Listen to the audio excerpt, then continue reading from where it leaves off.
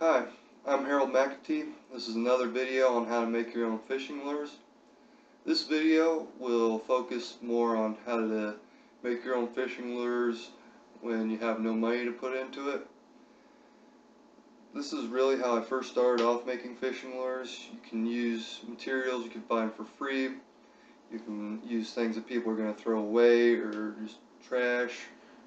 You can use materials that you find, like if you see broken lures somewhere someone's getting rid of, any kind of tackle people are just getting rid of because they don't use it or it's broken or whatever the case may be. And a lot of the equipment I use is something that's common household items, and a lot of it's stuff you could just borrow if you needed to. So I first started off, I made a lot of fishing lures I carved out of wood, and really the only thing I had to pay for when I was making these lures was for the treble hooks I usually went and actually bought at the store. But really you might be able to get around that if you just find some regular hooks. Could work fine, like regular single hooks that people are getting rid of. They used to fish and they're getting rid of them for some reason. Or if you go and find to the lake and you find broken fishing lures just lying around, you could pick those up and take the treble hooks off. And really that's a good way to get any kind of parts you need. You might find on something that's either broken, someone's getting rid of, you just think it's trash, or something people just carelessly left at the lake. You might be able to pick those up and use them. So I carved them out of wood. Main source was we'd have sticks that fallen off of trees, like high winds, some sticks might fall off, or you have people who are just trimming up their trees and they're really don't want to have sticks lying around. You can just offer to pick up the sticks and use the wood off of that. Main source I used was maple starting off. It has some advantages and disadvantages to it. It's kind of a harder wood, so if you find it and it's been sitting around a long time, it's kind of more difficult to work with. But if you find it and it's kind of fresh and green still, it's a little bit easier to carve on it. And then you can just allow it to dry before you start using it and before you paint it. And that's worked pretty well for me in the past. One issue with maple, like a lot of people say, is it tends to have splits in it sometimes as it dries.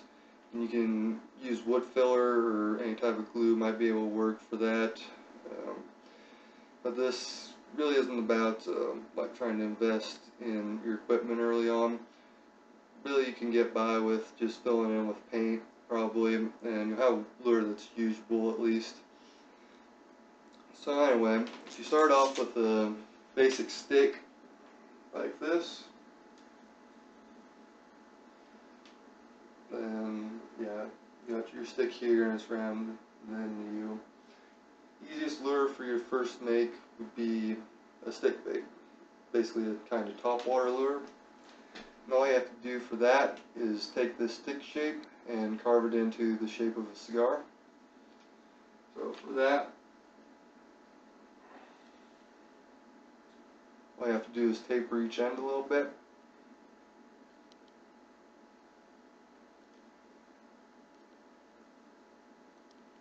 And you've already got the shape of your lure.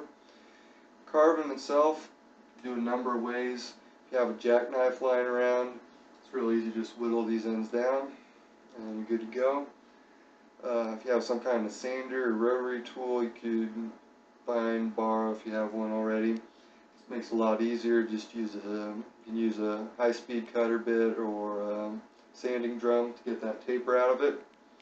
Another thing I used was like an old file I found lying around, basically too worn out to use for anything else. It takes a little more time, but you can wear down the ends that way and still get the same kind of lure.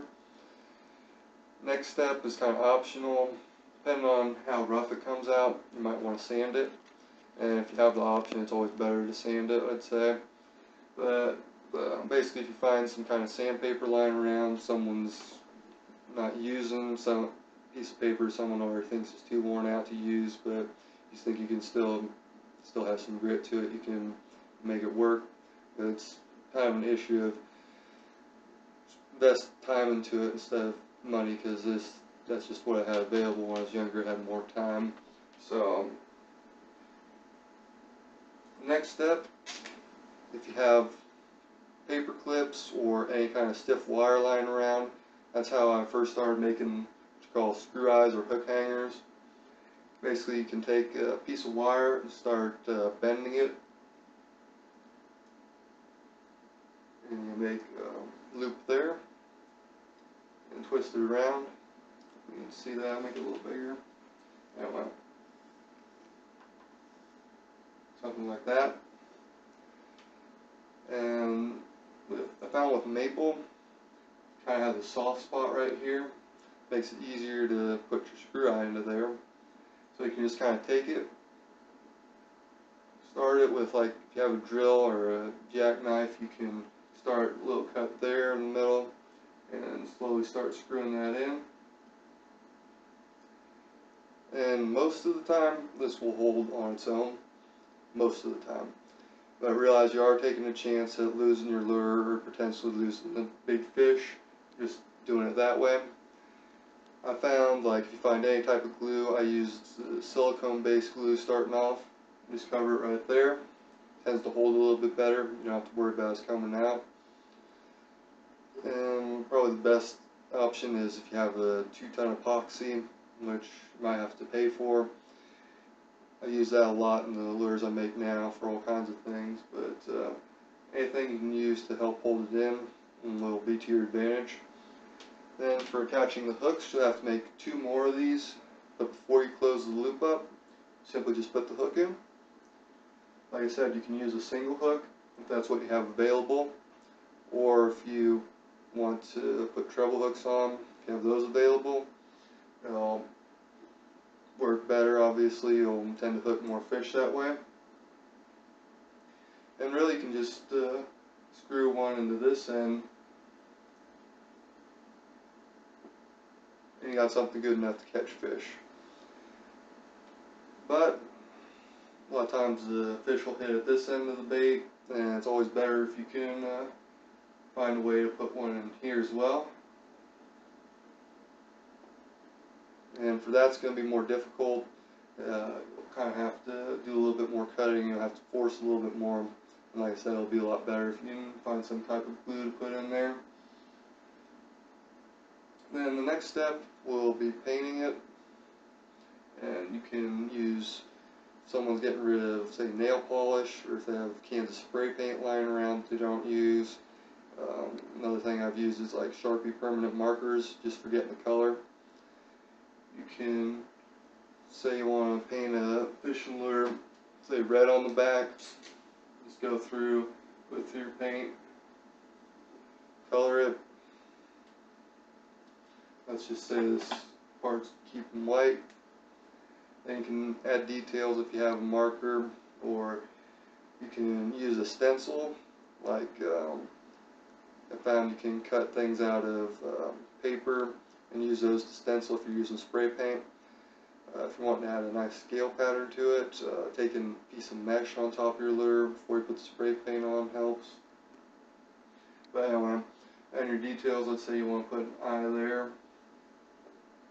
That's simple enough. Or if you want to get more detailed about it, you could add some gills. Really, the fish probably aren't going to even notice these details, but it looks nicer, and maybe it helps, maybe it doesn't. And you could add scales.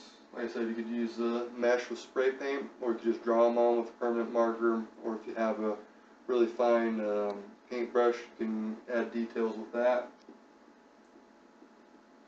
Then really you're ready to go. Another thing you could do, say you're not getting good action out of it, say it's not going the way you want it to. Like usually with a stick bait, you're looking for nice side-to-side action as you twitch your rod tip. So if it's going off and the action isn't the way you want it, you might want to add some weight to it. You can just cut or drill a hole right there, whatever tool you might have available, and put a piece of lead in the back. I use split shots you find. You might be able to cut those in half and just force it in there. You could cut the lead off of like a tire weight, or really any piece of lead you find, you can go ahead and cut it off, force it into there. Of course, if you have glue to cover it up, or wood filler, or whatever you have available, that'll keep it covered. And then you might want to paint over the top of it to help protect it. And that gives you your first basic lure. And you can be honest, a simple lure like that often works as well as a fancy thing you spend a bunch of money on at the store. And really, what I appreciate about making my own lures is it allows you to customize. It allows you to change things as you see they need to be changed. It allows you to put something different in front of a fish, something that they haven't seen before, and it puts you at an advantage over other fishermen, even if it might look a little silly when you're first attempting it. It's alright.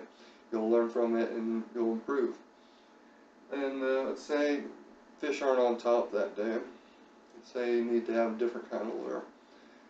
Next kind, pretty easy to make. Start off with this bait and you add a diving lip to it. These are usually called a jerk bait, or you might hear it called a minnow plug. And the way you can make the diving bill for it is if you open up a pop can, like an aluminum can, pull the tab out that keeps it covered, that little oval shaped piece, cut that out, then you cut it down on the sides. Should give you a diving lip. You just cut a slot there with, say you have what I used was like a hacksaw or any kind of saw blade really. Want to get into there. Then you can cut out your diving lip, put it in there, and glue it. Another thing, if you don't want to use the aluminum cam tab, is if you have like a gift card lying around that's already have all the money spent on it, or any really thin piece of plastic that you can cut in the shape you want, you can go ahead and just cut out that shape, put it in there, and I'd say that works just as well. When you first make your diving lip, I'd say make it bigger than you need it. The reason for this is after you take it out and start testing it, you may find your lures going to one side or the other when you want to have a nice even wobble side to side. If that's the case, when you see the problem, say the lure you're looking at from this point of view, and the lure is always going to this side.